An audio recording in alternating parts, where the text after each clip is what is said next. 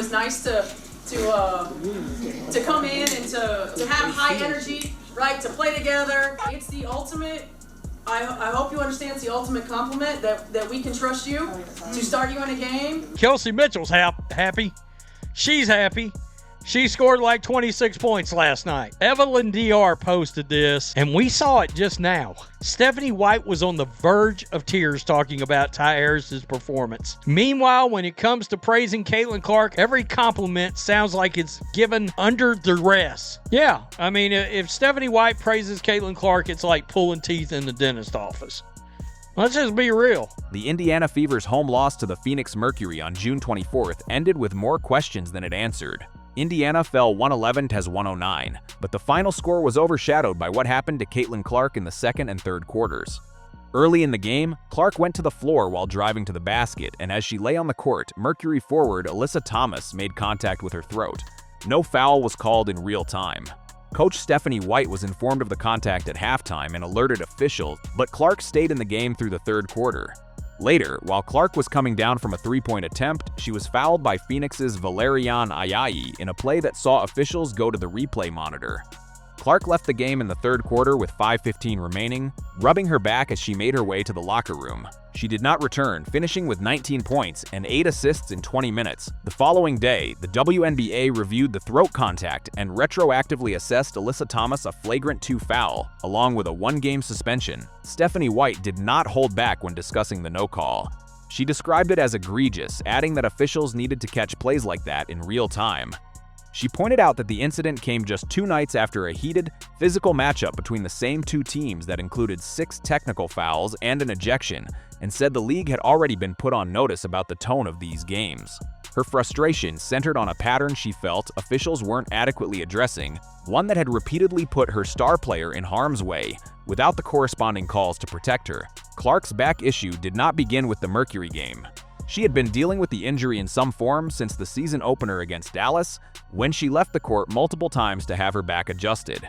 In mid-May, she was a late scratch against the Portland Fire, a situation that drew a league warning after the Fever failed to properly list her on the injury report beforehand. She had missed 1 game entirely before the Mercury matchup, on May 20th against the Fire, but had otherwise continued playing through discomfort, using a heating pad and brace on the sideline during games.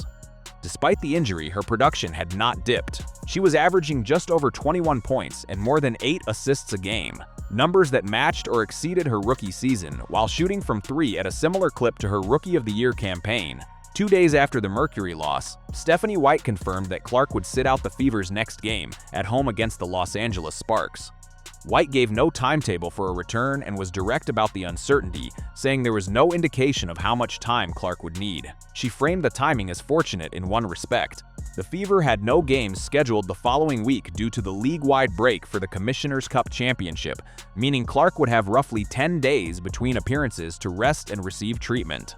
White repeated a message she had used before, that Clark's long-term health and wellness took priority over any single game, and that the team wanted her fully ready, physically and mentally, before she returned to the floor. She also referenced the toll of Clark's lost 2025 season, when injuries limited her to 13 games. As part of the reasoning behind the cautious approach, with Clark sidelined, the Fever still put together one of their most complete performances of the season. Indiana defeated the Sparks 111-87, building a 20-point lead by halftime and outscoring Los Angeles by 11 in the third quarter to close out the game comfortably. The 111 points marked the most Indiana had scored in a regulation game all season. Kelsey Mitchell led all scorers with 26 points. Aaliyah Boston added 17, going 5 for 6 from the field. Monique Billings continued a strong recent stretch with 15 points. Filling in for Clark in the starting lineup was veteran guard Tiasha Harris, who delivered her best performance in a Fever uniform with 16 points in her second start of the season. It's worth noting the Sparks were also missing key pieces of their own, with Kelsey Plum and Cameron Brink both out due to lower body injuries, which limited how much can be drawn from the final score about depth on either roster. After the game, White's public comments focused on Harris rather than the absence of Clark. She praised Harris's professionalism given her limited role up to that point in the season, saying it reflected well on her character and her competitiveness, and that the coaching staff trusted her in that situation. It was a straightforward post-game message about a role player stepping up, consistent with how coaches typically speak about depth performances following a lopsided win. That framing, however, did not match how a portion of the fan base experienced the moment. Comment sections under clips and recaps of the Sparks game filled with frustration, much of it circling back to a broader concern that has followed the Fever through most of this season: whether Clark is being adequately protected, both physically on the court and in how the organization discusses her role. Some viewers pointed to the sequence of hits against Phoenix, no calls in real time followed by a retroactive suspension after the damage was already done, as evidence that the league's officiating hasn't caught up to how physical the game has become around its most marketable player. Others focus specifically on the tone of post-game availability, arguing that praise for depth players in a blowout win rang differently against the backdrop of Clark sitting out with an injury that traces back to contact no one was penalized for in the moment. A recurring sentiment in the comments was that Clark deserves more visible protection and advocacy from the organization around her.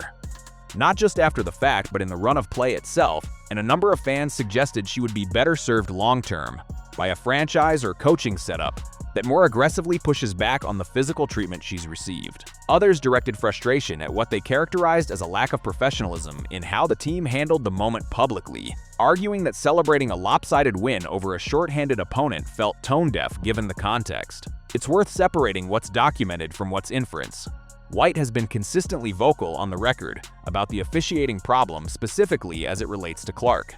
Her comments after the Mercury loss were some of the most pointed a Fever coach has made this season, explicitly naming the inconsistency and calling the no calls unacceptable. That's a matter of public record, not speculation. What's less clear, and largely a matter of viewer interpretation rather than confirmed reporting, is any suggestion of a deeper rift between coaching staff and star player, or that internal dynamics played a role in the post-game tone. No comments from Clark, White, or Fever management have indicated dissatisfaction between the two, and White's remarks about Clark's health throughout this stretch have consistently framed her as the organization's top priority. The broader pattern this season does raise legitimate questions, separate from any single post-game reaction. Clark has now been listed on the injury report for the better part of the year, missed 2 games outright, and been forced out of a third early. The physical toll appears cumulative rather than tied to one incident, stretching back to opening night. The league's decision to retroactively suspend Alyssa Thomas after the fact, rather than call the foul live, fits into a wider conversation this season about whether WNBA officiating has kept pace with the increased physicality and spotlight the league is currently operating under. That conversation isn't unique to the Fever. It's come up around several teams and several stars this year, but Clark's case draws outsized attention given her role in the league's current commercial growth. For Indiana, the practical concern now is depth and timing. The Fever's next game isn't until July 5th, against the defending champion Las Vegas Aces, giving Clark roughly 10 days to recover before facing one of the league's toughest opponents. The performance against the Sparks offered some reassurance that the roster can produce offensively without her, at least against a shorthanded opponent, with 4 players in double figures and a season-high point total. Whether that holds up against a healthier, more disciplined Aces team is a different question, and one the coaching staff will have limited practice time to prepare for given the scheduling gap. Clark's situation remains fluid. White has not ruled out further absences, and the language used publicly, get her treatment, get her healthy, get her back on the floor, has been deliberately open-ended rather than tied to a specific date. That approach reflects lessons from last season, when Clark's early return from injury was followed by a recurrence that cost her the bulk of the year. The organization appears intent on avoiding a repeat of that outcome, even if it means near-term uncertainty about her availability. What's clear is that the conversation around Clark this season has moved beyond box scores. It now sits at the intersection of officiating consistency, player safety, and how a franchise communicates around its most scrutinized player. The Fever have been direct about the health side of that equation. Whether they or the league office do enough to address the physicality side is a question that will likely keep resurfacing as the season continues, particularly if Clark's back issue proves to be an ongoing concern rather than a short-term setback tied to a single hit. For now, the Fever have a win, a healthier-looking bench rotation than expected, and a star player watching from the sideline with no firm return date. How those 3 things fit together over the next several weeks will say more about the direction of this season than any single post-game comment does. The officiating conversation surrounding this stretch of the Fever's season didn't start with Alyssa Thomas or the Sparks game. It traces back to an off-season overhaul the league implemented specifically to address complaints about excessive physicality and inconsistent whistles. Commissioner Kathy Engelbert had acknowledged the previous summer that officiating had become a growing concern around the league, And over the offseason, the WNBA convened a task force made up of players and coaches to review game film and refine standards heading into the new season. The early results of that effort produced the opposite of what many expected. Through the first 11 games of the 2026 season, teams were averaging 22.3 fouls and 23.1 free throws per game, a sharp jump from the previous year's averages of 17.5 fouls and 18.2 free throws, and 5 games had already seen a team attempt at least 25 free throws, matching the total for the entire 2025 season. Coaches across the league, including Las Vegas's Becky Hammon, warned that the level of physicality was out of control and risked leading to fights, while Clark, Angel Reese, Kelsey Plum, and Natasha Cloud all raised officiating concerns publicly in the season's opening weeks. The league found itself trying to calibrate a middle ground between letting physical play continue and calling every marginal foul, and that calibration problem never fully resolved itself before the Mercury game in late June.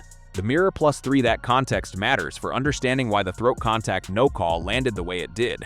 The Fever weren't reacting to an isolated missed call in a vacuum. They were reacting to it against the backdrop of a season-long argument about whether the league's new officiating standards were actually protecting players, or simply generating more whistles without addressing the specific plays coaches and players said mattered most. Stephanie White's post-game comments fit into that larger frustration, not just a single-game dispute. The Thomas suspension itself became its own flashpoint in the days following the Sparks game. The league's official language described the contact as Thomas recklessly making contact with her fist to the throat area of Clark, and the one-game penalty drew immediate reaction from both sides of the rivalry. Thomas pushed back publicly, saying the contact was unintentional and describing the reaction to it as disproportionate given the circumstances. She said the incident had produced an unfair narrative and noted that she and her teammates had faced hostile messages afterward, calling that response unacceptable. Engelbert addressed the situation directly, saying the league condemned all forms of hate and that player safety and well-being remained the top priority, and confirmed the league's security team had been in contact with the Mercury organization. Bleacher Report +2 Fever guard Sophie Cunningham weighed in separately, and her comments were sharper than White's. Speaking on her own podcast, Cunningham said the league was doing nothing to protect Clark from hard fouls, and argued that if her teammates had seen the throat contact happen in real time, they would have responded on the floor. She went further, saying this type of contact happens to Clark constantly, and that officials consistently fail to address it, describing the pattern as targeted. Cunningham's remarks reflected a view shared by a meaningful segment of the fan base that the retroactive suspension, while a step, didn't resolve the deeper issue of calls being missed live when they actually affect the outcome of a possession or a player's health. Who's your Inquirer? None of this means the Fever's locker room is fractured, or that White and Clark are at odds, despite how some corners of the internet have framed the post-game reaction to the Sparks win. What it does show is an organization operating under real strain, managing a star player's recurring injury, a national spotlight that intensifies scrutiny on every decision, and a league-wide officiating system still working through growing pains it created for itself in trying to fix a long-standing problem. White's in-game frustration over the Mercury no-calls and her calm, measured tone after the Sparks blowout aren't necessarily contradictory.